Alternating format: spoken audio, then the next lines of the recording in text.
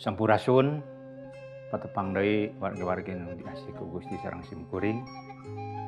Pamidanget ayeuna simkuring bares ngadugikeun hiji kekecapan anu panginten sering kadang urang sadaya utamina babasan dina basa Sunda anu beunghar pisan pihartoseunana kangge urang anu unggalna kieu. Kudu ngindung ka waktu, kudu mibapa ka zaman. Warga nu pikasih ku Gusti kecap tadi tangtos ngandung pangartosan anu lebat pisan kangge urang. Urang salaku urang Sunda tangtos pami ngadangu kecap anu samodel kieu, ieu guareun ieu pesekeun kangge urang sadaya.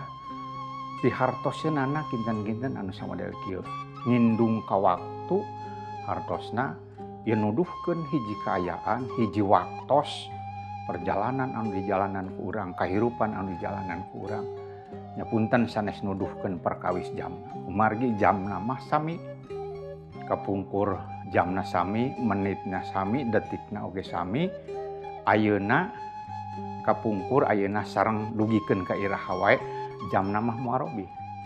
Tapi anu dimaksud ngindung ka waktu eta nuduhkeun perkawis perjalanan kahirupan urang dimimiti waktu urang lahir, dimimiti waktu urang keur budak, dimimiti waktu urang rumaja, dimimiti waktu urang geus nepi ka kolot atanapi dugi ka balik deui urang ngajadi taneuh.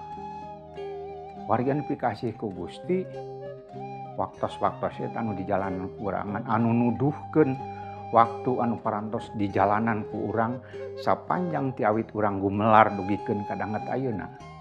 Pamidanget ayeuna urang masih kena di pasian waktos, di pasian kasempetan, tangtos masih aya perjalanan kahirupan anu kedah di jalanan, aya waktos-waktos anu kedah di jalanan ku urang.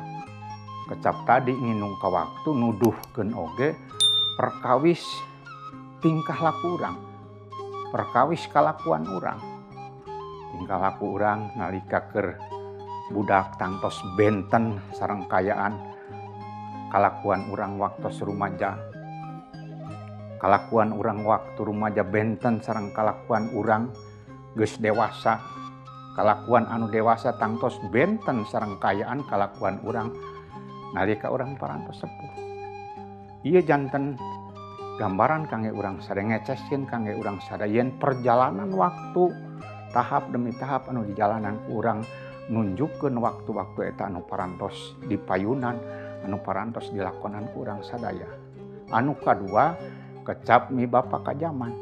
Kecap mibapa ka zaman nuduhkeun ngajentrekeun yen zaman baheula sareng zaman ayeuna tangtos benten kaayaanana. Komo upami ningali perkembangan teknologi zaman kiwari tangtos bakal benten pisan kaayaanana, tebih nalir ibarat langit jeung bumi. Kitu kaayaan zaman baheula jeung zaman ayeuna. Zaman-zaman ieu anu nangtoskeun hirup urang anu tos di jalanan ku urang anu bakal nyandak kahirupan urang kana hirup anu asalna. Wargi anu dipikasih ku Gusti, nawiskeun upami dina kahirupan urang saleresna waktu teh singkat pisan. Ya, dinten digantos ku dinten, ilang dinten, dongkap minggu, ilang minggu, datang bulan, ilang bulan ganti tahun, nandakeun waktos-waktos eta teras robih. Kaayaan eta teras robih anu ngajantenkeun teu karaos umur urang ngolotan, zaman beuki ngolotan. Pangandika Gusti oge nyiatkeun ngajentrekeun kangge urang sadaya upami ningali pangandika Gusti anu kacutat dina Rum pasal anu ka-13 ayat 11 dugikeun ka 13 anu unggalna kieu. Pek eta lalampahkeun kitu da aranjeun ge tangtu ngarti. Ayeuna teh geus waktuna kudu nyaring sabab kana waktu urang disalametkeun teh ayeuna mah geus deukeut. Tibatan baretos samemeh urang percaya.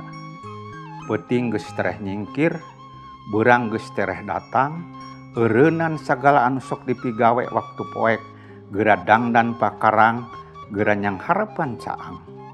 Tingkah laku masing luyu sakumaha pantesna hirup dina caangna beurang. ulah pepestaan bae, ulah mabok, ulah rucah, ulah aib, ulah gelut, ulah dengki. Barian pikasih ku Gusti, eta pangandika Gusti ngemutkeun kangge urang sadaya.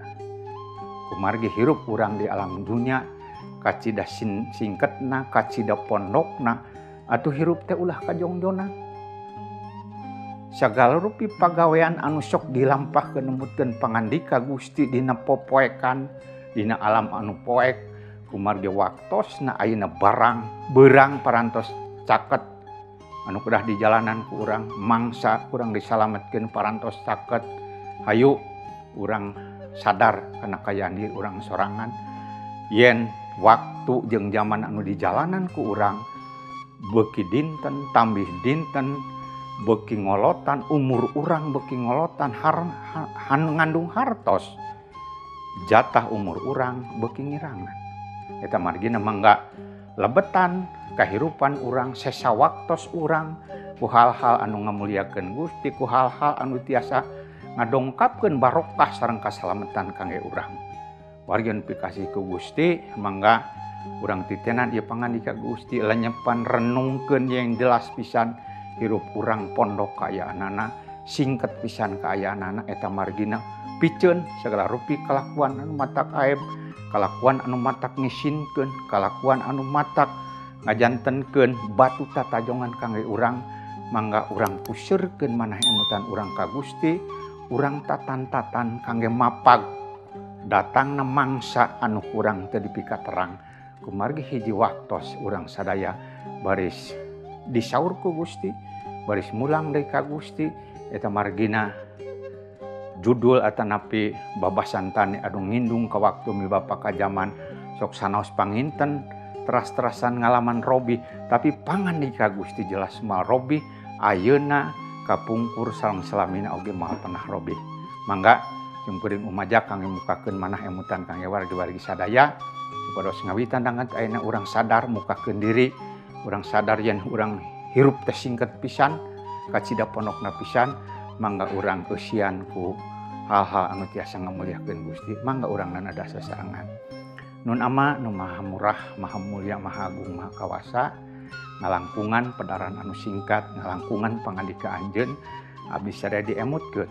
Yen leres pisan, abdi kedah ngindung ka waktu mibapa ka zaman, kumargi waktu teh robih, zaman teh robih, umur abdi beuki ngolotan, eta margina lebetan nun Gusti sesa umur abdi, ku berkah-berkah anu sumpingna ti Gusti, ku hal-hal anu tiasa ngamuliakeun Gusti.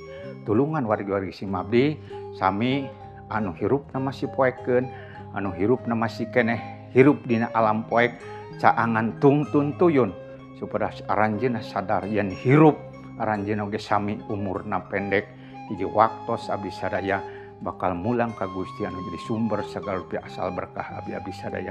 Di lebat asmaning Gusti Yesus abdi nyanggakeun syukur dina dangat ayeuna. Amin. Gusti ngaberkahan.